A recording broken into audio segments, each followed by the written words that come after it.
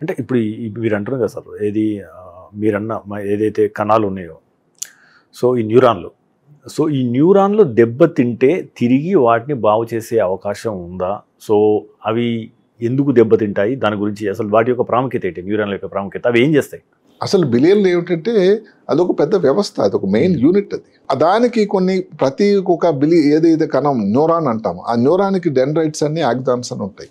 ఇది ఒక పెద్ద వ్యవస్థ, అది ఒక కమ్యూనికేషన్ సిస్టమ్. అది మెదడు నుంచి శరీరంలో మిగతా భాగాలకన్నిటికీ, చేతికి కానీ కాళ్ళకి కానీ కంటికి కానీ ఎక్కడికైనా సంకేతాలు వెళ్ళేటువంటి ఒక వ్యవస్థ మెదడులో అమర్చాడు భగవంతుడు.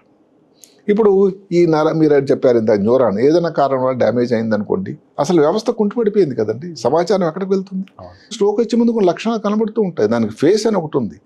అంటే ఏంటి, చూడగానే ఫేస్ మీద ఏదో కొంచెం మూతి వంకర అయింది.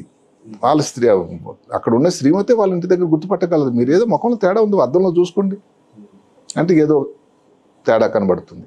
చెయ్యి ఏదో సడన్ కనబడిపోతుంది, పడిపోతుంది. చూసారా? ఫాస్ట్ అని దాని పేరు అంటారు.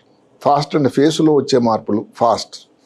ఎఫ్ అంటే ఫేసు, ఏ అంటే ఆమ్ చెయ్య, ఎస్ అంటే ఇది విషను చూపు, స్పీచ్.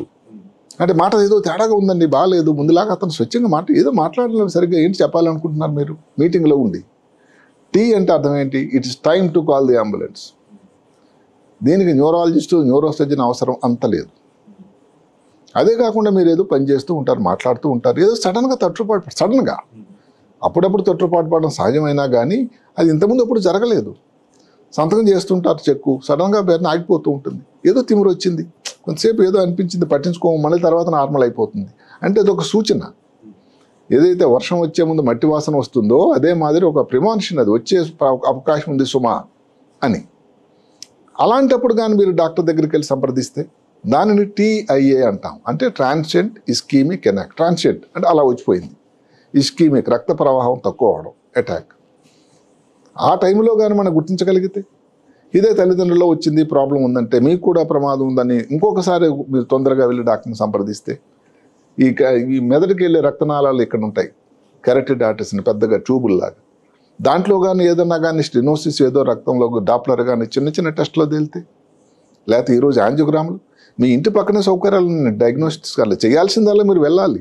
డయాగ్నోస్టిక్ వాళ్ళు MRI machine, CT scan machine మీ ఆఫీస్కి తీసుకొచ్చి చేయలేరు కదా. అంటే వ్యక్తుల నుంచి కూడా ఏమన్నా కావచ్చేమో అని. ఒకసారి కానీ మళ్ళీ అది వచ్చిందంటే దాని తాలూకా ఇబ్బందులు ఇప్పుడు కొంత ముందు కంటే కణాలు అనేది మేము చదువుకున్నప్పుడు ఏంటంటే మెదడులో కణాలు ఏదైతే మీరు చెప్పారో న్యూరాన్స్ అనే డ్యామేజ్ అయిపోతే ఇంకా పని చేయదు అని. ఈ సైన్స్ ఇప్పుడు మార్పు ఏదైతుందో న్యూరోప్లాస్టిసిటీ అని ఒక మాట వచ్చింది. అంటే ఏమిటి, విచిత్రమైన మెదడు తాలూకా కణాలు డ్యామేజ్ కానీ అన్నట్టయితే ఏదన్నా ఎన్విరాన్మెంట్లో కానీ పరిస్థితులు బాగలేవు ఆమెకి, అలాంటప్పుడు దానికి అనుగుణంగా ఆ స్థితిగతులు మార్చుకుంటారట. అంటే స్ట్రోకే వచ్చింది, ఒక భాగం శరీరంలో పనిచేయట్లేదు, మెదడులో పనిచేయట్లేదు, ఎడం పక్క వచ్చింది, దాని ఎఫెక్ట్ కుడి కాలు కుడి చేయి మీద వచ్చింది. ఈ చుట్టుపక్కల ప్రాంతాలు ఇంకా కవర్ చేస్తాయట. అందువల్ల ఇప్పుడు స్ట్రోక్ వస్తే ఇప్పుడు డాక్టర్ చేసిన వైద్యం అన్నది ఒక ఎత్తు అయితే, సృష్టికర్త అమర్చినటువంటి న్యూరోప్లాస్టిసిటీ వల్ల వాళ్ళు రికవర్ అవుతున్నారండి. మీరు ఆశ్చర్యపోతారు కదా, స్ట్రోక్ వచ్చి వాళ్ళ అదృష్టవంతుడు మళ్ళీ ఆఫీస్కి వస్తున్నాడని. అంటే అర్థం ఏమిటి, న్యూరోప్లాస్టిసిటీ అన్నది ఇప్పుడు యాక్సిడెంట్ అయింది.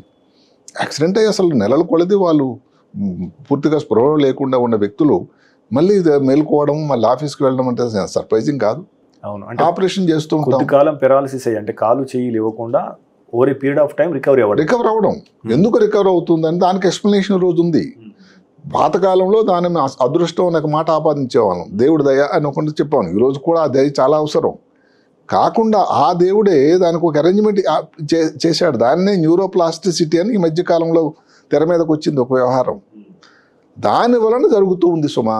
మీరు తీసుకునే అదే మందులు, అదే నాణ్యమైన మందులు, కానీ సగం ధరకే.